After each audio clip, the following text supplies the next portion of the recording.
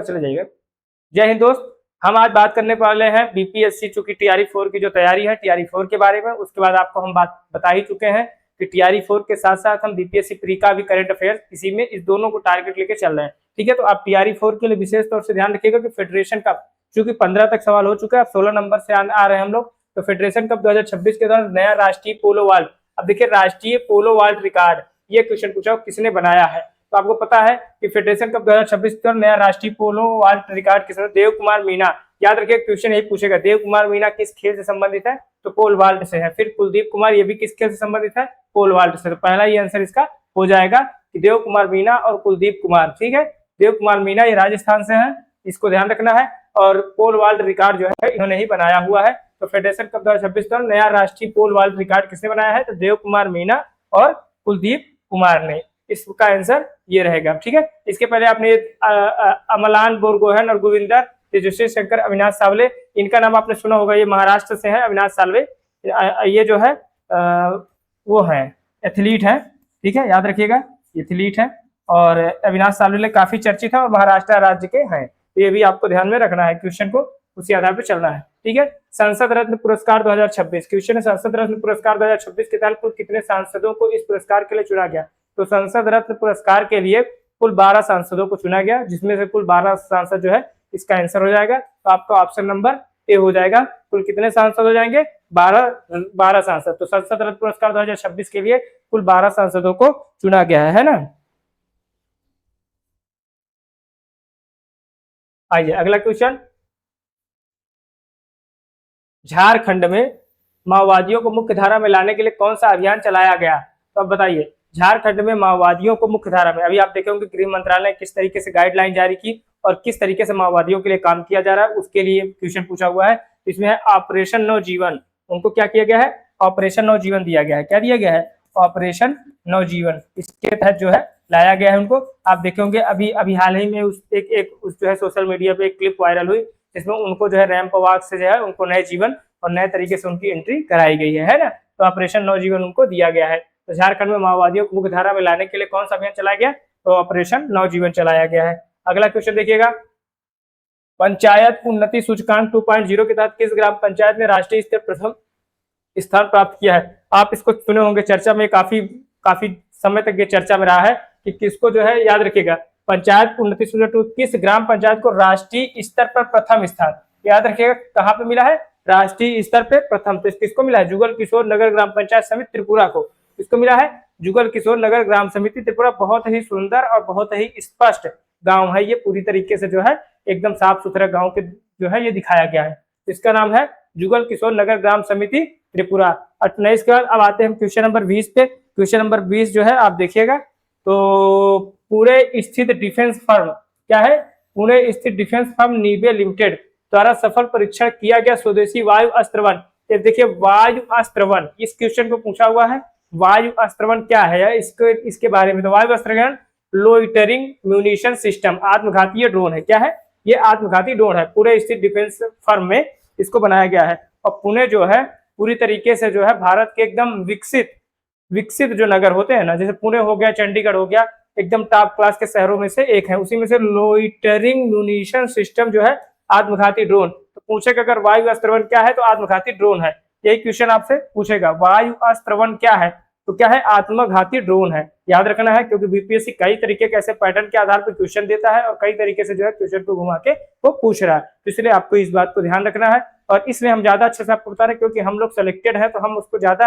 किस तरीके से एग्जाम का पैटर्न, किस तरीके से वो इस तरीके का एग्जाम और किस तरीके से एग्जाम के पॉइंट ऑफ व्यू से, क्योंकि हम उस रास्ते से निकल के आए हैं, तो हम आपको ज्यादा अच्छे से बता पाएंगे क्यों इस तरीके के क्वेश्चन वो पूछ रहा है। ठीक है, तो याद रखिएगा वायु अस्त्र वन, तो ये है लोइटरिंग म्यूनिशन सिस्टम, आत्मघाती ड्रोन। ठीक है, अगला क्वेश्चन आपके लिए है, भारतीय सेना ने अपना 4 दिवसीय एडवांस सर्जिकल आई कैंप ऑपरेशन नेत्र 1.0, याद रखना है क्या पूछा है, ऑपरेशन नेत्र 1.0, ये कहां पर शुरू हुआ है, आप देखेंगे काफी चर्चा में था। ऑपरेशन नेत्र 1.0 या लद्दाख में शुरू किया गया है, ठंडे प्रदेश जो है लद्दाख में। तो ये चूंकि अब लद्दाख क्या हो गया है, लद्दाख जो है 19 जो है तारीख को 19 जुलाई 2019 में इसको क्या है नया, इसका जो है 2019 में 31 अक्टूबर 2019 2019 को इसको नया राज्य का दर्जा मिला था। 31 अक्टूबर 2019 को इसको जो है नया राज्य का दर्जा मिला था।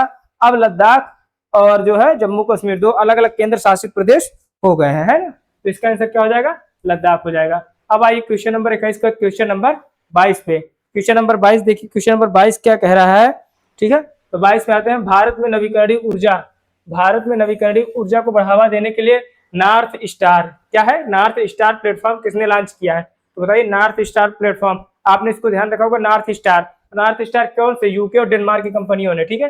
एक तो है यूनाइटेड किंगडम, ठीक, और एक है डेनमार्क, ठीक है। दुनिया के टॉप क्लास के देश है, और इस तरीके से जो है इन्होंने जो है यूके और डेनमार्क दोनों ने जो है इस तरीके से जो है अपना ये ऑपरेशन नॉर्थ स्टार लॉन्च किया है। हाँ अंकल जी नमस्ते, बढ़िया है बढ़िया, बस पढ़ा रहे, बस 5 मिनट के अंदर हम आपको कॉल कर रहे हैं। हाँ कर रहे हैं, बस कर रहे हैं तुरंत। तो नॉर्थ स्टार जो प्लेटफॉर्म है किसने लॉन्च किया है, तो यूके और डेनमार्क ने लॉन्च किया। इस क्वेश्चन का आंसर याद रखिएगा, क्योंकि यहाँ से क्वेश्चन नॉर्थ स्टार जो पूछा हुआ है, नॉर्थ स्टार यूके और डेनमार्क वाला क्वेश्चन। और दूसरी बात, आप एक बात और ध्यान रखिएगा, यूनाइटेड किंगडम में अभी नए प्राइम मिनिस्टर बने हैं, नया प्राइम मिनिस्टर, जैसे यहाँ से क्वेश्चन भी वो उठा सकता है, ठीक है। और इसको भी ध्यान रखना है कि डेनमार्क जो है दुनिया के सबसे साफ सुथरे स्पष्ट देशों में इसका नाम है, ठीक है। तो ये आपको ध्यान रखना है क्वेश्चन नंबर 22 को, कि भारत में नवीकरणीय ऊर्जा को बढ़ावा देंगे नॉर्थ स्टार प्लेटफॉर्म, तो यूके और डेनमार्क ने शुरू किया है ना। अब देखें फोर्ब्स की 23 नंबर का क्वेश्चन आप देखेंगे, ठीक है। 23, फोर्ब्स की नवीनतम रिपोर्ट 2026 के अनुसार दुनिया में सबसे अधिक कमाई करने वाले खिलाड़ी कौन है, तो ये क्रिस्टियानो रोनाल्डो है। दुनिया का सबसे अधिक कमाई करने वाला खिलाड़ी कौन है, क्रिस्टियानो रोनाल्डो है, ठीक है। और क्रिस्टियानो रोनाल्डो किस देश का है, ये आपको कमेंट बॉक्स में लिख के बताना। क्रिस्टियानो रोनाल्डो कहाँ के, अभी उन्होंने जस्ट परसों नरसों जो है उन्होंने शादी भी की है एक महिला से, तो शादी महिला से ही करेंगे, तो इसलिए जो है उन्होंने जो है शादी किया है क्रिस्टियानो रोनाल्डो, ठीक है। आइए 23 के बाद अब हम लोग चलते हैं, अंतरिक्ष विभाग ने निजी क्षेत्र को बढ़ावा देने किन दो राज्यों में साझा तकनीकी सुविधाएं स्थापित करने की मंजूरी दी है, तो वो गुजरात और तमिलनाडु है, ठीक है। गुजरात और तमिलनाडु है कि अंतरिक्ष विभाग बढ़ावा देने के किन दो राज्यों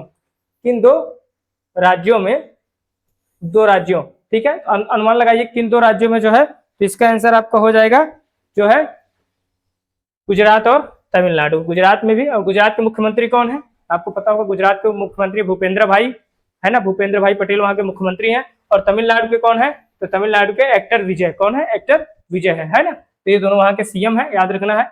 अगला क्वेश्चन आपके साथ हम साझा करने वाले, भारत ने जिनेवा में किन देशों के WTO वर्ल्ड ट्रेड ऑर्गेनाइजेशन 1995, याद रखना, वर्ल्ड ट्रेड ऑर्गेनाइजेशन 1995 में प्रवेश की गति देने के लिए द्विपक्षीय बाजार पहुंच प्रोटोकॉल पर हस्ताक्षर किए हैं। तो ये कहाँ पे किए हैं, यूथोपिया पे, कहाँ पे किए हैं, यूथोपिया पे। तो भारत और यूथोपिया, कौन, भारत और यूथोपिया। तो भारत ने जिनेवा में किस देश के WTO में प्रवेश को गति देने के लिए, तो जिनेवा में किस देश के, तो किस देश का भारत ने सपोर्ट किया है, तो उसका आंसर हो जाएगा यूथोपिया का सपोर्ट किया है।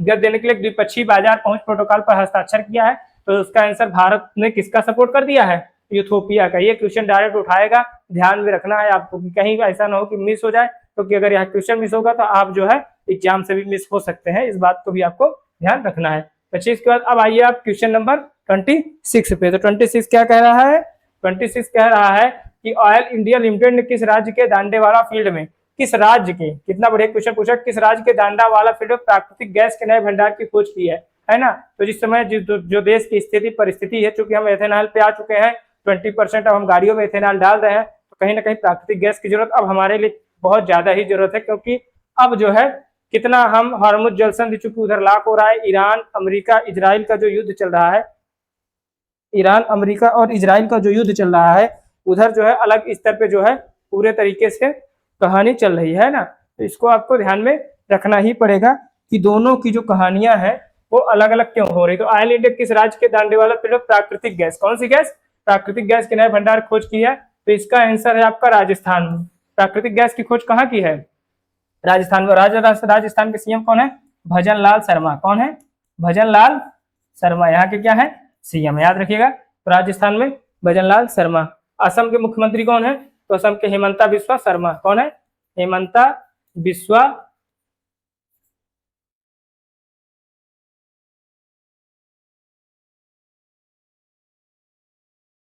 हेमंता बिस्वा शर्मा जो है यहाँ के क्वेश्चन नंबर किस पे थे हम लोग?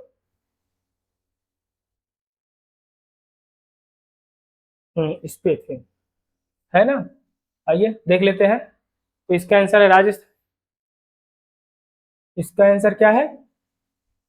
राजस्थान।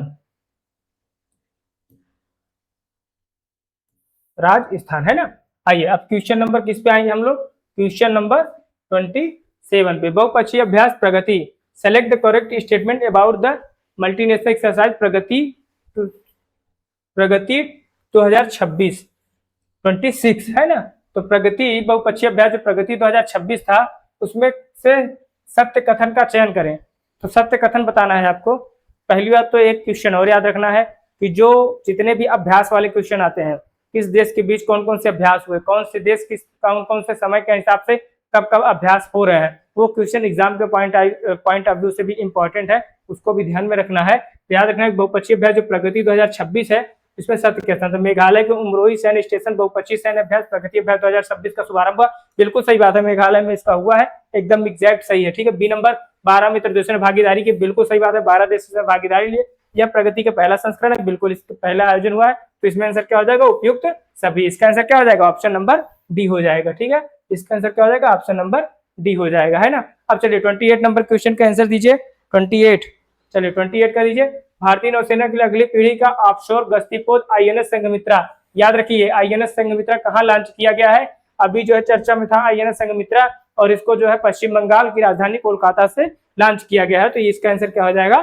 कोलकाता हो जाएगा। और अभी देखेंगे पश्चिम बंगाल में नए मुख्यमंत्री का गठन हुआ है, नए मुख्यमंत्री वहां पे है, उसको आपको बताना है कि नए मुख्यमंत्री कौन है ना। चलिए आगे देखते हैं। भारतीय नौसेना की अगली पीढ़ी का ऑफशोर गश्तीपोत आईएनएस संघमित्रा कहाँ लॉन्च किया गया? तो वो कोलकाता में लॉन्च किया गया। अब आइए 22वें राष्ट्रमंडल खेल, 22वां राष्ट्रमंडल टेबल टेनिस चैंपियनशिप 2026 का आयोजन कहाँ किया जाएगा? तो ये राष्ट्रमंडल टेबल टेनिस चैंपियनशिप नई दिल्ली में आयोजित होगा। कहाँ होगा? नई दिल्ली में। अब आपको बताना है कि भारत में पहला राष्ट्रमंडल खेल कब आयोजित हुआ था? भारत में जो पहला राष्ट्रमंडल हुआ था वो 2010 में हुआ था। कब हुआ था? 2010 में हुआ था। और 2030 में भारत में दूसरा राष्ट्रमंडल खेल होने जा रहा है। कहाँ पे होने जा रहा है? गुजरात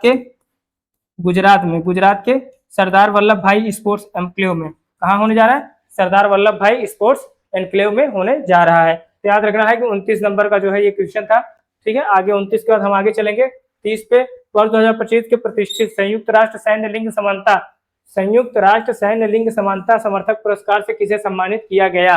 अब देखिए वर्ष 2025 के प्रतिष्ठित संयुक्त राष्ट्र सैन्य लिंग समानता समर्थक पुरस्कार से किसे सम्मानित किया गया? तो इसका आंसर आपको देना है क्वेश्चन नंबर 30 में। बताइए किसको सम्मानित किया गया? टॉप मोस्ट और टॉप लिस्ट क्वेश्चन है। ठीक है, प्रतिष्ठित पुरस्कार सैन्य लिंग समानता समर्थक पुरस्कार से मेजर अभिलाषा बराग को, किसको? मेजर अभिलाषा बराग जी को इनको सम्मानित किया गया। आंसर याद रखिएगा क्योंकि ये क्वेश्चन आने की संभावनाएं काफी ज्यादा हो जाती है। ठीक है, तो इसका आंसर क्या हो जाएगा? मेजर अभिलाषा बराग। क्या हो जाएगा? मेजर अभिलाषा बराग। तो संयुक्त राष्ट्र सैन्य लिंग समानता समर्थक पुरस्कार से किसे सम्मानित किया गया? तो मेजर अभिलाषा बराग को सम्मानित किया गया है। अगला 31 नंबर के क्वेश्चन, 31 के बाद 32 नंबर।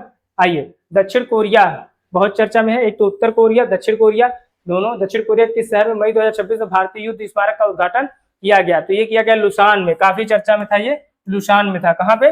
लुसान, वहां का एक शहर है दक्षिण कोरिया का, नई दिल्ली शहर में मई भारतीय युद्ध स्मारक। याद रखिए भारतीय युद्ध स्मारक कहाँ पे? तो लुसान में। कहाँ पे? लुसान में। तो 32 नंबर क्वेश्चन हो जाएगा आंसर डी, लुसान। ठीक है, आइए अब आप 33 नंबर क्वेश्चन का आंसर दीजिए। 33 नंबर के क्वेश्चन का आंसर दीजिए। बताइए निम्नलिखित कथन एवं कारण पर विचार करें। कथन ए आदर्श शहर समृद्धि योजना छत्तीसगढ़ राज्य के द्वारा शुरू किया गया। कारण है कि क्या कारण है? ठीक है, लिखा है कथन एवं कारण विचार। कथन ए आदर्श शहर समृद्धि योजना छत्तीसगढ़ राज्य के द्वारा शुरू किया गया, और कारण तो इसमें दिया ही नहीं है। कारण इसका क्या हो सकता है? क्वेश्चन नंबर कौन सा? 33। तो 33, एक मिनट क्वेश्चन हम देख ले रहे हैं। 33 में क्या क्वेश्चन हो सकता है? 33 का पूरा क्वेश्चन नहीं छपा है। कारण है सार्थक पीडीएस योजना के लिए 25,530 करोड़ बजट जारी किया गया। यहाँ पे कारण है, लिख लीजिए, कारण सार्थक योजना के लिए, नोट कर लीजिए, सार्थक योजना के लिए 25,530 करोड़ बजट जारी किया गया। 25,530 करोड़ बजट जारी किया गया। बताइए इसका आंसर दीजिए। किया गया, नहीं छप गया, नहीं छप पाया था क्वेश्चन। कथन का विचार करें तो आदर्श शहर समृद्धि योजना, ठीक है, आदर्श शहर समृद्धि योजना छत्तीसगढ़ राज्य के द्वारा शुरू किया गया। बिल्कुल सही बात है, ये बात बिल्कुल सही है कि ये छत्तीसगढ़ द्वारा लॉन्च किया गया और इसका कारण है सार्थक योजना के लिए 25,530 करोड़ रुपए का बजट जारी किया गया। ये भी सही है, लेकिन इसका इससे कोई मैच नहीं हो रहा है, बजट का इससे कोई संबंध नहीं है। ठीक है, तो इसका कथन और कारण आर दोनों सही है, लेकिन बी ए की सही व्याख्या नहीं करता है। बिल्कुल सही बात है। इसके बाद आएंगे 34 नंबर के क्वेश्चन पे। किस में आएंगे? 34 नंबर का क्वेश्चन क्या कह रहा है?